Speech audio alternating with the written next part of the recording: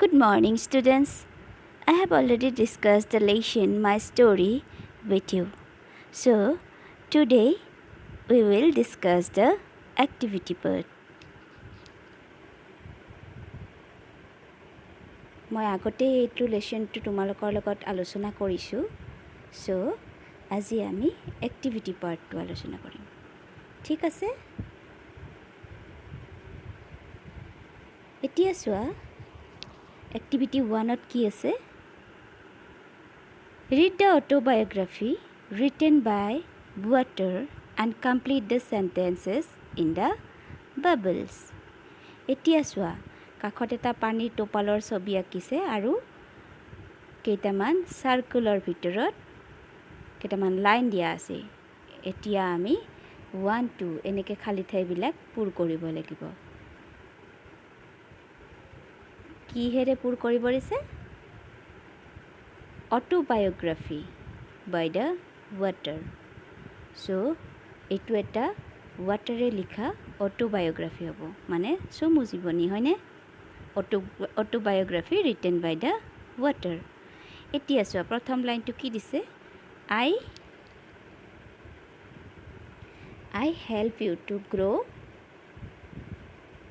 ki hobo I have help you to grow your plants trees etc no or you can write I help you to remain clean fresh and beautiful ঠিক আছে now come to the next line you see me তুমি মোক কত কত দেখা পোৱা বাৰু you see me in the seas and lakes তুমি মোক সাগৰ বিলাকত দেখা পোৱা হ্ৰদ বিলাকত দেখা পোৱা আৰু কি লিখিব পাৰা you see me sailing in the sky as clouds ঠিক আছে এতিয়া হু নেক্সট টু লয় I don't like কি ভাল না পায় পানীয়ে I don't like to be polluted প্ৰদূষিত হ'ব ভাল না পায় আৰু সেকেন্ডত কি হ'ব I don't like to be wasted মই পিছৰ স্লাইডখনত তোমালোকক এই আনসাৰ কিটা কৰি দিছো হা এতিয়া মই বুজাই দিছো পিছত তোমালোকে স্ক্ৰিনশ্বট মাৰি ল'ব পাৰিবা Now come to the activity number 2 let's learn a few words read the words which have the same meaning as beautiful এতিয়া চোৱা বিউটিফুলৰ সমাৰ্থক শব্দ কেইটামান দিছে একে একে অৰ্থ মানে সেম মিনিং মানে একে একে অৰ্থ থকা beautiful or you can say attractive pretty good looking charming এইকেইটা কি শব্দ বিউটিফুলৰ সমাৰ্থক শব্দ মানে সেম মিনিং বুজায় হয়নে pretty good looking charming and attractive these words are synonyms of beautiful or you can say it synonyms same meaning hole ami ki boli ko synonyms boli ko hoine now make sentences using these words so ei শব্দ গিটা ব্যৱহাৰ কৰি এতিয়া তোমালোকে বাক্য সাজিব লাগিব ঠিক আছে come to the next slide see here I have written the autobiography of the water with what I have discussed you a few minutes ago ঠিক আছে কিছু সময় আগতে মই তোমালোকৰ লগত যে আলোচনা কৰিলো ওয়াটাৰৰ অটোবায়োগ্ৰাফি হেতু মই ইয়াত লিখি দিছো সোৱা question number 1 answer I help to কি হ'ব remain clean remain fresh or you can say I help you to grow your plants and trees isn't it ঠিক আছে তোমালোকে যি কোনো লিখিব পাৰিবা you see me তুমি মোক কত দেখা পোৱা in the lakes in the seas মই এনেকৈ লিখিছো আৰু তোমালোকে লিখিব পাৰা you see me sailing in the sky as clouds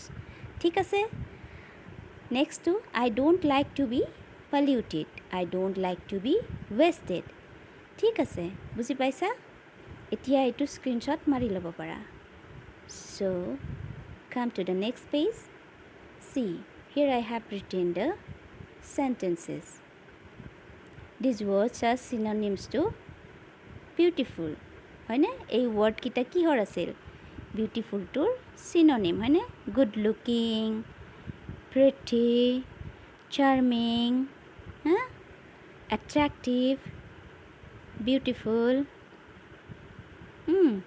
and handsome. See, I have written some simple sentences here. You can try another sentence. Some other sentence also you can write. So, first listen to me carefully. She is very good looking. Or you can say, that woman is very good looking. You can say like this also. ঠিক আছে, এইটো এটা একদম সাধাৰণ simple বাক্য হয়। Next বাক্যটো কি আছে? You look pretty. প্ৰিটি ৱৰ্ডটোৰে বাক্য সাজিব দিছিলে হয়নে? So' I have written you look pretty. তোমাক দেখিবলৈ ভাল লাগিছে। নেক্সট চেণ্টেন্স ইজ কি? Rama is a charming boy. Rama এজন ভাল লগা ল'ৰা, চাৰ্মিং বয় হয়নে? উজ্জ্বল থকা ল'ৰা, মানে যি মনৰ উজ্জ্বলতা আছে আৰু ধুনীয়া, অৰ্থাৎ ধুনীয়া। নেক্সট চেণ্টেন্স, চিতা ইজ ভেৰি এট্ৰেক্টিভ। চিতা বৰ আকৰ্ষণীয়। Next, that is a beautiful butterfly. এইটো এটা ধুনীয়া পখিলা। Next sentence, he is a handsome boy. সি এজন ধুনীয়া ল'ৰা। ঠিক আছে? So, come to the activity number 3.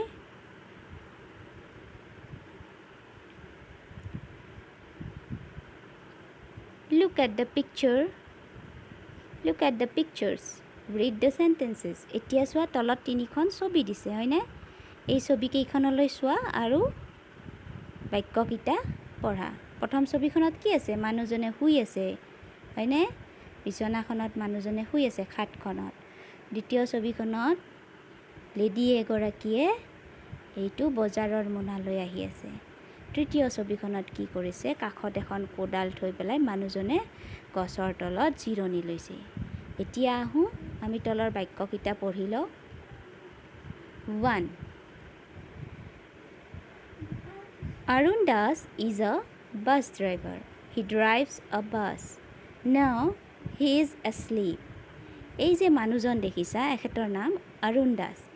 Arun Das is a bus driver. Arun Das এজন বাছ ড্ৰাইভাৰ, বাছ চলায়। হি ড্ৰাইভছ এ বাছ। সি এখন বাছ চলায়। নাও হি ইজ এছলিপ। এতিয়া তেওঁ শুই আছে।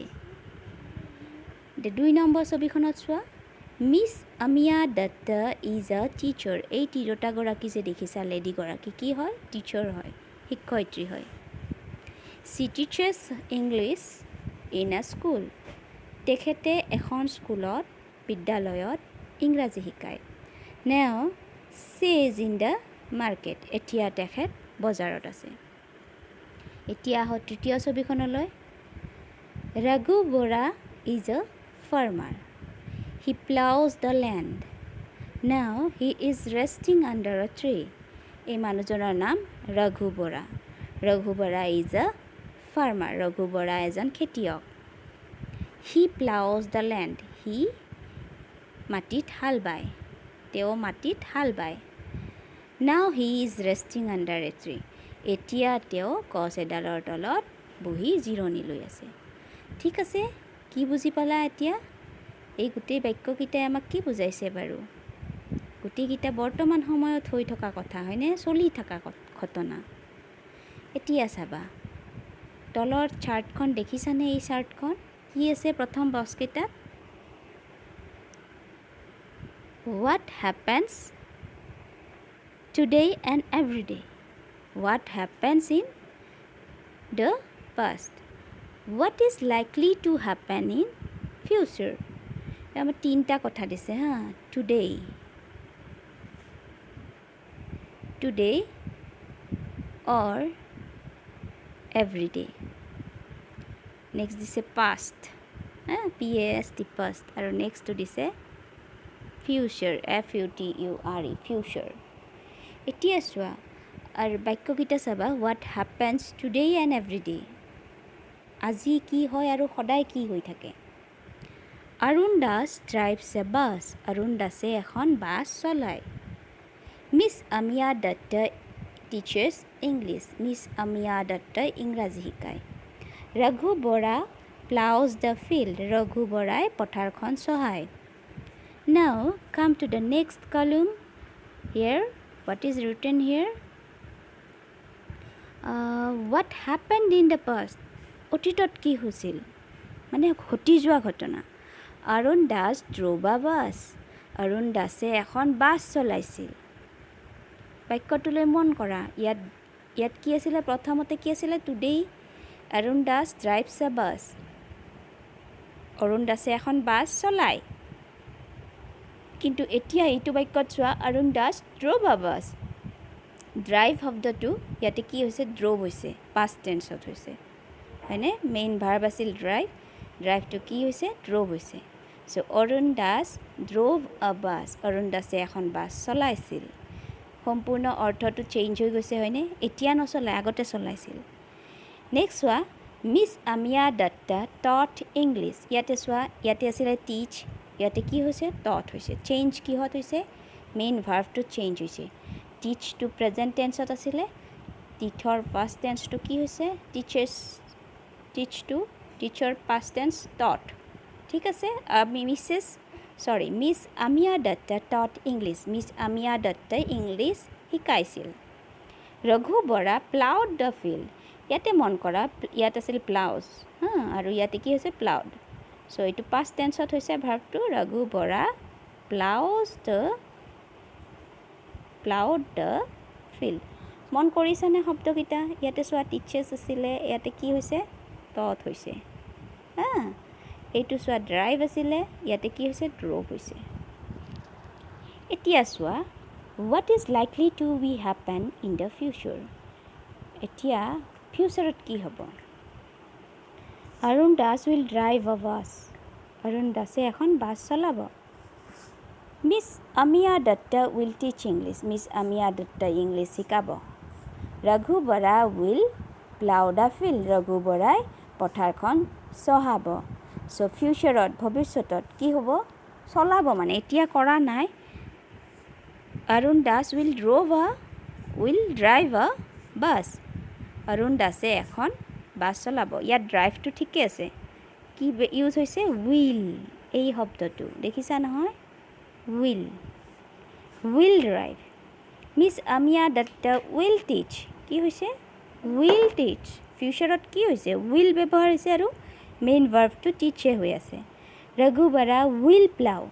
কি হৈছে ইয়াতে? উইল প্লাউ, মানে পথাৰখন চহাব।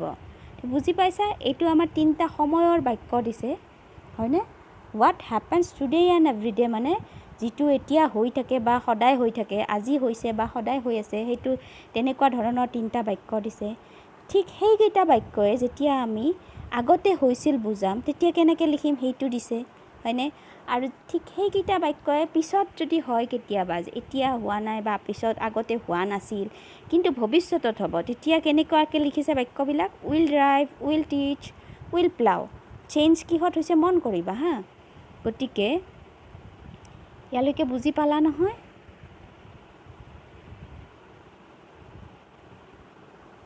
ইয়াত আমাক 3টা সময়ৰ বাক্য দিছে, মানে টেন্স। সময় মানে কি? কাল, টেন্স। 3টা টেন্স আমি ইয়াতে গম পালোঁ। এইটো হ'ল প্ৰেজেণ্ট টেন্সৰ বাক্য, what happens today and everyday. এইটো হ'ল পাষ্ট টেন্সৰ বাক্য, what happened in the past. And what is likely to happen in the future. এইটো হ'ল ভৱিষ্যত, ফিউচাৰ টেন্সৰ বাক্য। ঠিক আছে? Thank you for today. I'll discuss the remaining activities in my next class. Have a nice day. Thank you.